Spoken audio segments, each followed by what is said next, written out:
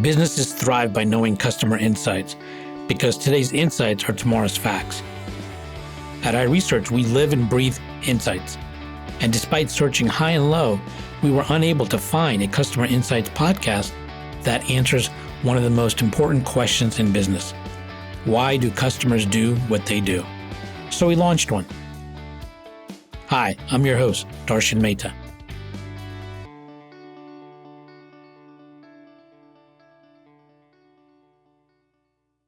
It's not just a case of saying, well, the people who talk to the customer, i.e. customer service people, we need to make sure they're well trained, they've got the resources. I mean, that's a part of it, but it actually starts all the way up at the vision and the mission of the company. Is it truly aligned to what its customer base today and tomorrow is serving? Once you've got the vision and the mission right, then to me, it's about leadership. And it's very rare, and certainly in my experience, and I'm interested to hear your thoughts, but it's very rare to see a company that's focused on the customers and then you meet its leaders and they're not. And I have lots of retail experience of this where working in franchises, I could walk into a Volkswagen showroom or McDonald's restaurant, and within about 10 minutes, I could tell you their CX score or customer's NPS score just by meeting the leadership team there. And I think finally the missing link in a lot of businesses where I think now is being finally realized is employee and customer experience and how do they interact together. So quite often it's been the sense of, okay, we need to make sure our employees are doing the right thing by the customers. But the question before that is, are we doing the right thing by our employees? Are we empowering them? Are we setting them up for success? There's always the whole thing of smile while you're giving people like a terrible experience. It doesn't help anybody, right? It just burns your people out. So to kind of summarize, to me, the shift from customer service to experience has been alignment of the organization, all the way from its vision, leadership, employees, and then ultimately what the customer experiences. I think what most leaders understand is that it's not just a very tactical measure of what's happened. It's a key input into capital allocation, into strategic planning, into the entire vision and the purpose of the company. If you don't intuitively understand those things, and again, not at a superficial level, but really detailed level, and where it's going to go, how are you making those bets? It'd be the equivalent of us going, hey, we're going to build a brand new factory, but we don't actually know anything. We don't know anything about lean manufacturing.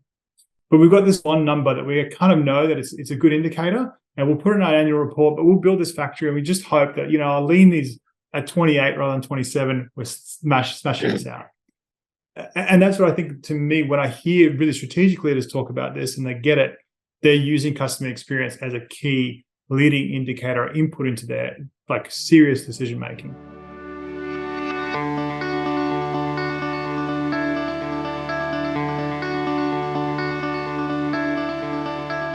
Their algorithms are so strong; they can really show you information that is, so interesting to you that it's one of the major time sucks of all the apps, because it really just pulls people in and pulls their attention.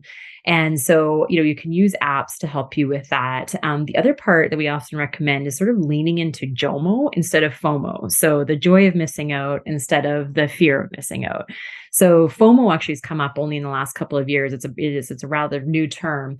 And, the idea is that, you're watching your friends have a party online and you're like, I'm not there. I wasn't even invited, right? And that sinking feeling of not being a part of something. Or maybe you have competitors who just won an award or something. And it has that sort of sinking feeling rather than lifting feeling. Whereas with JOMO, it's the idea of kind of, how can you find joy and be okay? Be like, no, I wasn't on that WhatsApp conversation and that's okay. I was out for a walk with my dog instead, and things like that, and really starting to lean into things that bring you joy outside of social media. AI is a huge can of worms when it comes to ethics. There's a lot of people who are weighing in on different sides of it, and all quite valid in belief.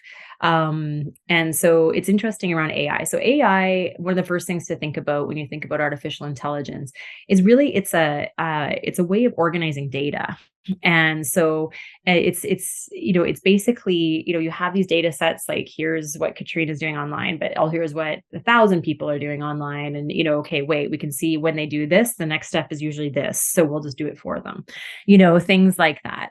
And so, there's really good things that come out of algorithms. Like I even said, some people would argue that the TikTok algorithms are like, thank you for finding things that I love and constantly entertaining you, right? And, Netflix and a lot of things that we use in our day to day are already using AI to give you suggestions for things that you'd like. And, where the problems around the ethics come in, there's a lot of conversations going on. There's a lot of conversation going on around the idea of AI bias. But it is one of those things that's fundamental. Whoever's creating it, man, woman, whatever culture, is going to have bias. We're all human beings, and how we create things and see things is always going to have parameters and boundaries. So how do we kind of govern that to make sure that we're not excluding people traditionally excluded and continue to perpetuate that? Because it's one of those things where, again, it's really important to have a lot of diverse people involved in these decision-making processes to ensure that, we're not accidentally discriminating against people, and people don't even realize it's sort of a quiet thing going on in the background of this thing that's going on, and nobody even notices that that's the reason. And so that's kind of what basically one of the fundamental things that I have around AI is that we have to be really careful with the data we're using and how we're distributing it. And also, I could keep going, actually. I just got excited there, but making sure we're not stealing data and all that.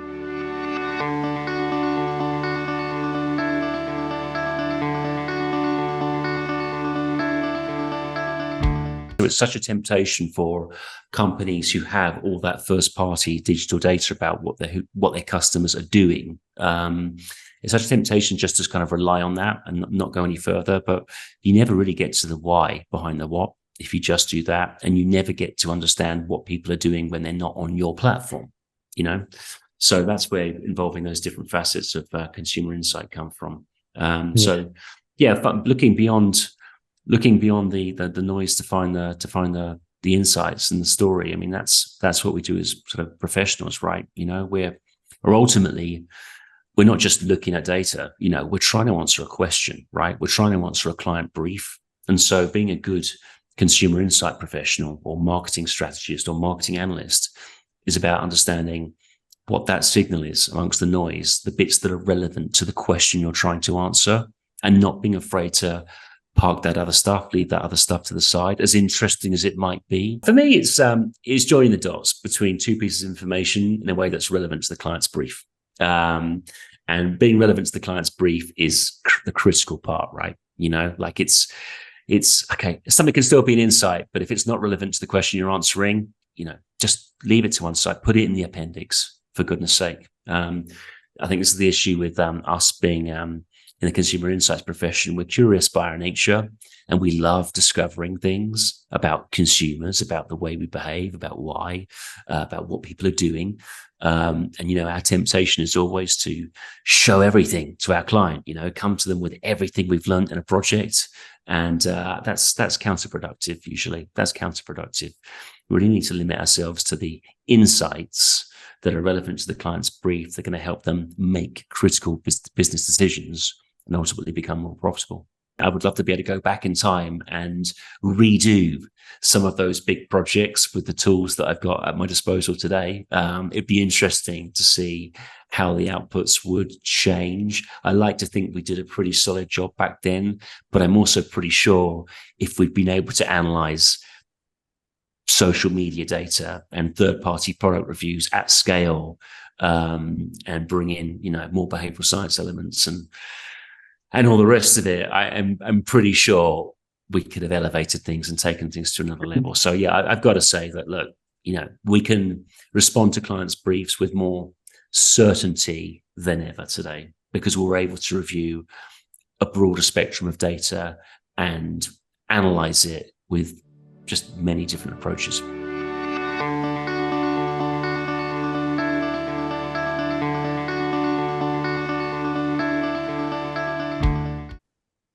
I think your goal should always be resonance, right? And now the way that you package and deliver it can help you achieve greater reach, right? Having a strong hook on your LinkedIn post, but then the core idea that you bring people into has to be one that they're chewing on afterwards, that they're thinking about, that they might mention to a colleague when they're at happy hour.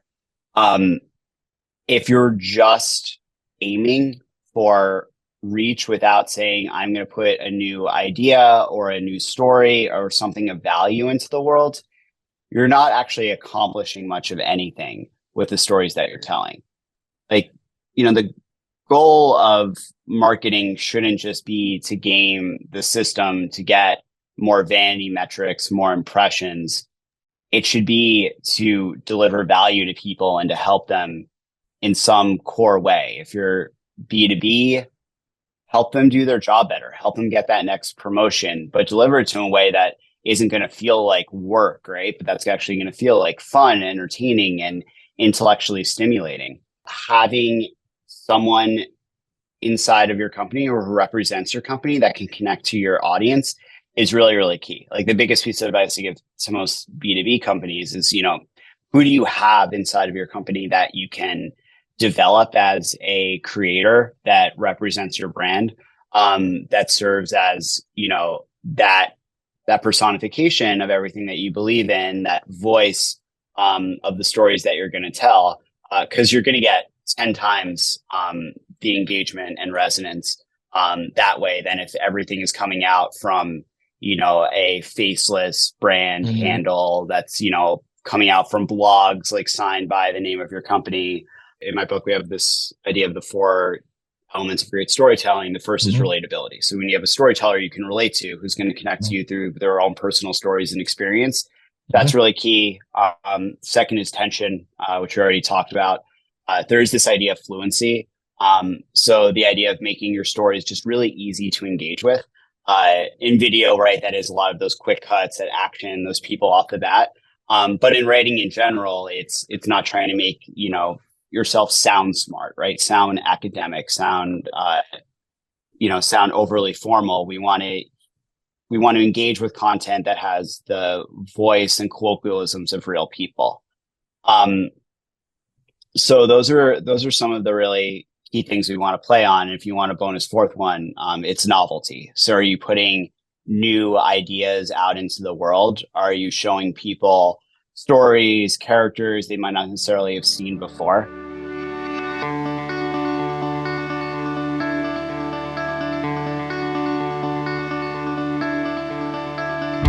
My wine experience growing up had been going to Europe and going to the vineyards. And actually there, which has still stood and informed me in my kind of approach to moderation now, having wine at dinner tables, lunch tables, all day gatherings was a cross-generational thing. It was not that they were encouraging kids to drink wine, but it wasn't hidden. And I think that's definitely part of shame around alcohol. In Europe, it's very much part of the culinary experience. And we would go to the wineries with my parents, and actually there they had a wine for children, which sounds really kind of crazy, but it was a 3% alcohol wine for kind of teenagers, I guess, if you will. And so you'd sip this very sweet liquid under guidance of your parents, and you knew alcohol wasn't something that you drank on your own. But it was just interesting how different cultures approach permissibility and education rather than kind of sneaking off and drinking a bottle of vodka with your teenage friends in, the back lane. The question of alcohol, which is a ritual that is so deeply rooted, it's so innate to culture across the world. I think 7,000 years ago is the first BC is the first recorded alcoholic spirit in China that they have on record. I mean, that's how old the ritual is of coming together over alcohol. But we have more science now, and we have a lot of questions about our health, and we want to live longer. There's that guy I've been following who wants to live forever. But alcohol is a toxin. It's toxic to your system. And so we just have to understand, just like there's other stuff that we consume that are not healthy, but we consume them in moderation. That really is the conversation that people are having. I want to have a good time. I want to be here for longer. I've seen the fragility of my health and the health of others. And cancers are only increasing. The cures are increasing as well, which is amazing. But there's so many new cancers, and we're all looking for answers. And one thing we can modify is the amount of alcohol we're consuming. The non-alcohol category and alcohol category primarily has caused so much heartache and pain to so many people. And people are really suffering with kind of how their body and how their mind interact with alcohol. And there hasn't been enough kind of talked about in that space. So we're really solving a problem, which when it comes back to insights and connecting with the consumers, no one needs another whiskey. or a vodka or a tequila. I always love looking at the packaging and looking at the stories that people have. And I still enjoy alcohol, and I love going to the distilleries. There's so much craft, but we don't need more. The shelves are already weighed down with so many. But what they do need is alternatives, because they don't need to drink every night, and they don't need to drink a whole bottle in a night. Getting to AHA was brought to you by iResearch. To find out more about us, head to iResearch.com and make sure to search for Getting to AHA in Apple Podcasts, Spotify, and anywhere else podcasts are found. And don't forget to click follow to ensure you don't miss any future episodes. Thank you for listening.